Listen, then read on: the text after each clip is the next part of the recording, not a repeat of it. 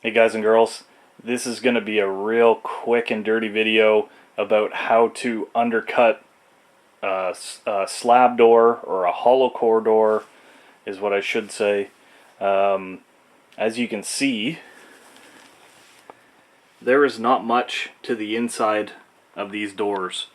So around where the lock sets and strike and everything goes, there'll be some extra reinforcement, but for the most part, all it is, it's just really thin. It's just MDF or a particle type of wood, and you can see it's not very thick. It's just over an inch thick. So I wanted to undercut this door by 3 inches. So what I did is I laid out on here 3 inches, then I added another 1.1 inches because that's the distance for my saw here. So if you measure in from the edge of the fence or the table to the blade itself, it's about 1.1 inches.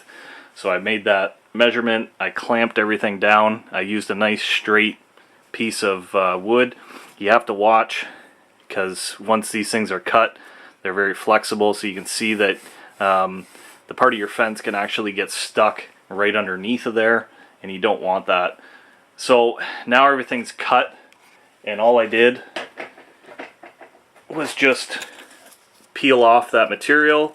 I ran this piece here quickly through my belt sander and just got it nice and smooth, and all you're going to do now is just glue it and clamp it in place.